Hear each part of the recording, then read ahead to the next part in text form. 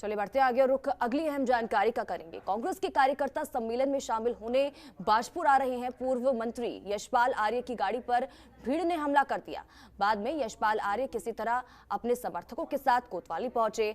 आर्य ने पुलिस को दी तहरीर में बताया है कि जानलेवा हमले में उनके बेटे समेत कई समर्थक चोटिल हुए हैं। पूर्व मंत्री आर्य की तहरीर पर पुलिस ने पूर्व जिला पंचायत सदस्य कुलविंदर सिंह किंदा समेत 13 लोगों पर विभिन्न धाराओं में नामजद मुकदमा दर्ज कर लिया है। इसमें उनके बेटे संजीव आर्य को और समर्थकों को चोटें आई। बाद में किसी तरह से यशपाल अपने बेटे और समर्थकों के साथ पैदल ही कोतवाली पहुंचे और हमलावरों के खिलाफ कार्रवाई के लिए धरने पर बैठ गए। इस घटना के बाद कांग्रेसी नेता सीएम आवास पर धरने देने के लिए पहुंचे। आपको बता दें कि इसके बाद पहुंचेंगे धरना देने के लिए। कांग्रेस प्रदेश अध्यक्ष गणेश गोतियाल, प्रभारी देवेंद्र यादव और पूर्व मुख्यमंत्री हरीश रावत, नेता प्रतिपक्ष प्रीतम सिंह इस धरना प्रदर्शन में शामिल होंगे। फिलहाल की तस्वीरें हम आप तक पहुंचा रहे हैं कि जब उनकी तरफ से प्रदर्शन किया गया था। अजय हमारे संवाददाता हमारे साथ लाइव जुड़ चुके हैं इसी खबर पर। अजय, जानकारी चाहेंगे, अभी क्या कुछ वहां पर स्थिति बनी हुई है, क्या कुछ उनकी तरफ से कहा जा रहा है? देखिए, कल पूर्व मंत्री यशपाल आर्य और उनके बेटे संजीव आर्य की गाड़ी पर हमला हुआ और वो बाजपुर में एक कार्यक्रम में शामिल होने गए थे, जहां पर भारी तादाद में बताया जा रहा है कि कार्यकर्ता अन्य दलों के जो हैं वो कांग्रेस में शामिल होना चाहते थे और यही एक बड़ा आयोजन कांग्रेस की ओर से किया गया था। और यशपाल आर्य पिछले दिनों बीजेपी छोड़ करके कांग्रेस में शामिल हुए, क्योंकि उनकी कल उस समय घर वापसी हुई थी। उनके बेटे संजीव आर्य ने भी विधानसभा की सदस्यता से इस्तीफा देकर के कांग्रेस में वो भी शामिल हुए थे। और ऐसे में बहुत से ऐसे लोग हैं जो इस बात को लेकर के नाराजगी जता रहे थे और बताया जा रहा है कि जो पूर्व जिला पंचायत अध्यक्ष हैं वो उन्होंने इसका विरोध भी किया था और उन्होंने धमकी भी दी थी यशपाल आर्य को, और उन्हीं का नामजद किया गया है कि यशपाल आर्य के ऊपर जो हमला हुआ है उन्हीं लोगों ने उकसाया था और तमाम लोगों ने उनको काले झंडे दिखाए उनकी गाड़ी पर और उनके साथ मारपीट की है और कई लोग उस घटना में घायल हुए हैं। अब कांग्रेस इस पूरे मुद्दे को लेकर के मुख्यमंत्री आवास का घेराव करने जा रही है और 12 बजे के बाद से यहाँ देहरादून में कांग्रेस के जो प्रमुख नेता हैं, प्रदेश अध्यक्ष हैं, प्रदेश प्रभारी हैं, पूर्व मुख्यमंत्री हैं, नेता प्रतिपक्ष हैं, तमाम लोग मुख्यमंत्री आवास जाएंगे, कूच करेंगे और वहां पर घेराव करेंगे। काफी संख्या में कांग्रेस कार्यकर्ता अब धीरे धीरे एकत्र होंगे और वहां पर जाकर के अपना विरोध प्रदर्शन करेंगे। उनका ये कहना है कि जब पूर्व मंत्री सुरक्षित नहीं है, इस तरह के लोग कानून व्यवस्था को अपने हाथ में ले रहे हैं, कुछ मानने के लिए, कुछ समझने के लिए तैयार ही नहीं है। सरकार क्या है, सरकार का जो दबाव होता है, सरकार जो काम करती है, इस तरह से अगर खुली छूट दे दी जाएगी लोगों को तो वो लोग इस तरह से आक्रामक होंगे और तमाम इस तरह की घटनाएं जो है वो देखने और सुनने को मिलेगी। कल बाजपुर में घटना के बाद यशपाल आर्य के समर्थकों ने प्रदर्शन किया था, धरना भी दिया उन्होंने, और अब ये पूरा मामला राजधानी देहरादून की ओर देखा जाए तो शिफ्ट हो गया है और कांग्रेस के वरिष्ठ नेताओं ने अब प्रदर्शन करने का, धरना देने का मन बनाया है और तैयारी उन्होंने की है और आज वो सीएम आवास कूच करेंगे। देखिए, सबसे बड़ी बात यह है कि सीएम आवास तक तो वो नहीं पहुंच पाएंगे, बीच में उनको पुलिस बैरिकेडिंग लगा करके रोकेगी और वो हाथी बड़कला के पास ही उनको जब रोका जाएगा तो वहीं पर धरना प्रदर्शन करेंगे। इस तरह की तैयारी अभी देखने को मिल रही है। कुल मिलाकर के यशपाल आर्य और उनके बेटे संजीव आर्य के ऊपर जिस तरह से हमला हुआ है या तमाम जिन लोगों के नाम यहाँ पर बताए जा रहे हैं कि उनके समर्थक या उन लोगों ने हमला किया, देखिए लोकतंत्र में अपनी बात कहने का और बाकी अन्य जो फैसले लेने का अधिकार सबको है। कोई किस दल में जाना चाहता है, कहीं भी रहना चाहता है, किस रणनीति के तहत काम करना चाहता है, वो अलग बात है।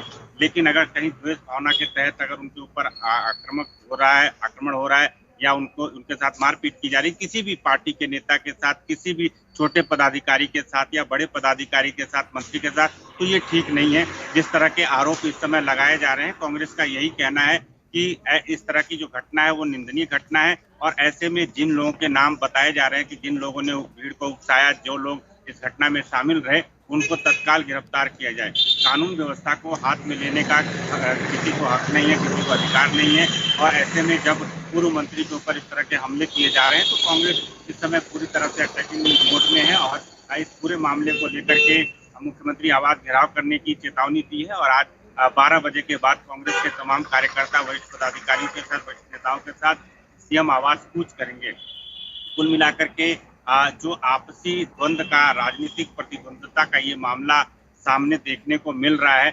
पूर्व मंत्री यशपाल आर्य जब पहले कांग्रेस में थे, बाद में उन्होंने कांग्रेस छोड़ करके भाजपा का दामन थामा। पिछले चुनाव के समय उनके बेटे संजीव आर्य भी भाजपा में शामिल हुए और वहां से वो चुनाव जीते भाजपा के टिकट पर। और अब अगला चुनाव आने वाला है और उस बीच उन्होंने वहां से इस्तीफा दे करके अब वो कांग्रेस में उन लोगों ने घर वापसी की है। ऐसे में तमाम बातें यहाँ पर देखने और सुनने को मिल रही है। बहुत से लोग हैं उनसे नाराज बताए जा रहे हैं और इसी वजह से तमाम लोग जो भीड़ के रूप में आए और उन्होंने अपना विरोध जताया, काले झंडे दिखाए उनकी गाड़ी पर और उनके साथ मारपीट जैसी घटना सामने आ रही है। बताया जा रहा है कि यशपाल आर्य को कुछ चोटें लगी हैं और उनके बाकी के जो समर्थक हैं उनको भी कुछ चोटें लगी हैं और आज प्रदर्शन करके, धरना दे करके कांग्रेस के जो लोग हैं, बड़े पदाधिकारी हैं, नेता हैं, कार्यकर्ता हैं, वो अपना विरोध जताएंगे कि प्रदेश में कानून व्यवस्था कैसी होनी चाहिए, लोगों में डर भय जरूर होना चाहिए। अगर इस तरह की स्थिति नहीं है तो लोग अराजक हो जाएंगे और अराजक होकर के इस तरह से घटनाओं को अंजाम देंगे और पूर्व मंत्री जैसे लोग जो हैं इस घटना का शिकार भी हो सकते हैं। बिल्कुल अजय, लेकिन साथ ही सवाल और अजय कि जिन लोगों की तरफ से ये हमला किया गया वो लोग कौन थे, इसके बारे में कोई जानकारी अभी तक सामने आ पाई है क्या? आम लोग थे या फिर किसी संगठन से जुड़े हुए लोग थे? क्योंकि देखिए पुलिस तो दूसरी तरफ कार्रवाई कर रही है, जिस तरह से कहा जा रहा है कि 13 लोगों पर विभिन्न धाराओं में मुकदमा दर्ज किया गया है, लेकिन क्या उसके अलावा कोई इंफॉर्मेशन इसको लेकर? देखिए, जो पूर्व जिला पंचायत अध्यक्ष हैं उनके खिलाफ ये नामजद रिपोर्ट दर्ज कराई गई है और काफी देर बाद ये रिपोर्ट दर्ज हुई है जब यशपाल आर्य और उनके समर्थकों ने कोतवाली में जाकर के प्रदर्शन किया, धरना दिया उन्होंने और सरकार के खिलाफ नारेबाजी की। उसके बाद जो ये तमाम लोग हैं इनके नाम दर्ज किए गए हैं, इनके खिलाफ रिपोर्ट दर्ज की गई है और कांग्रेस का यही कहना है कि जल्द से जल्द इन लोगों की गिरफ्तारी हो ताकि ये संदेश जाए कि सरकार सभी लोगों को के लिए काम कर रही है और कहीं से भी कोई राजनीतिक जो प्रतिद्वंद्विता, द्वेष की भावना से कहीं सरकार की ओर से काम नहीं किया जा रहा है। तो देखिए, इसमें जो बाकी के अन्य लोग हैं ये आपस में एक दूसरे के साथ मिलते जुलते रहे हैं, एक दूसरे का समर्थन भी करते रहे हैं, लेकिन समय परिस्थितियां जब बदलती हैं तो उसके बाद विरोध का स्वर भी सामने आता है। इस तरह की स्थितियां भी देखने को मिलती हैं। सरकार की ओर से बाकी अन्य जो वरिष्ठ नेता हैं बीजेपी के, उनका यही कहना है कि जो लोग इस मामले में दोषी हैं, जिन लोगों ने इस कृत्य को किया है, उनकी गिरफ्तारी की जाएगी। समय जरूरत के हिसाब से जो प्रशासन के लोग हैं वो अपना फैसला करेंगे, अपना जिस तरह की कार्रवाई होती है वो कार्रवाई करेंगे। लेकिन कांग्रेस अगर इस बात को लेकर के राजनीति करना चाहती है, बाकी इसको दूसरे तरफ मोड़ना चाहती है तो वो ठीक नहीं है। अगर कहीं इस तरह की घटना हुई है और इस पूरे मामले की जांच होगी, जांच के बाद जो लोग भी दोषी होंगे उनके खिलाफ कार्रवाई होगी और प्रथम दृष्टया जो जिन लोगों के नाम वहां पर दर्ज किए गए हैं, एफआईआर में दर्ज कराए गए हैं, उनकी जरूर गिरफ्तारी होगी और पुलिस प्रशासन का ये काम है। प्रशासन अपने हिसाब से इसके आगे जो कार्रवाई होती है वो कार्रवाई करेगी, लेकिन कांग्रेस को इस पर राजनीति नहीं करना चाहिए। ये सत्ताधारी पार्टी के नेताओं का कहना है, बाकी अन्य लोगों का कहना है। 2022 चुनाव करीब हैं, ऐसे में अब देखिए कांग्रेस को एक और मुद्दा मिल चुका है, कानून व्यवस्था, सुरक्षा व्यवस्था पे सवाल खड़े करने का। ऐसे में वो सरकार को घेरेगी क्योंकि अभी सीएम आवास कांग्रेस नेता पहुंचेंगे तमाम और वहां पर धरना दिया जाएगा, तो ऐसे में तो बीजेपी के लिए समस्या आगे खड़ी हो सकती है। जी हाँ, बिल्कुल। देखिए, चूंकि ये मुद्दा एक बड़ा मुद्दा इसलिए है क्योंकि पूर्व मंत्री और उनके पूर्व विधायक अभी चूंकि पिछले विधानसभा में वो चुनाव जीत करके गए थे और हाल ही में उन्होंने इस्तीफा दिया है। ऐसे लोगों के खिलाफ पर अगर पब्लिक आक्रामक हो जाती है, भीड़ आक्रामक हो जाती है, उनको काले झंडे दिखाए जाते हैं, उनके साथ मारपीट जैसी घटना को अंजाम दिया जाता है और अचानक में अगर प्रशासन के लोग वहाँ मौजूद नहीं होते, बाकी अन्य लोग वहाँ मौजूद नहीं होते, बीच बचाव नहीं होता, तो घटना कोई और रूप ले सकती थी।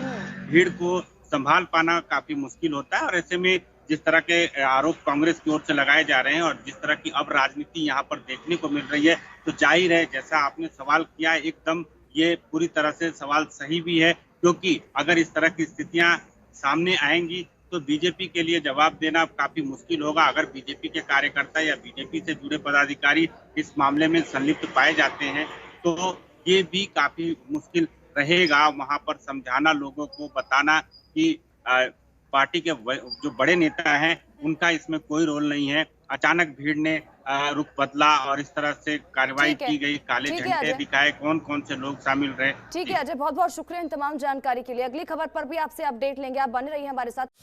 खबरों के निष्पक्ष विश्लेषण के लिए सब्सक्राइब करें Janatantra TV and press the bell icon. Never miss any update.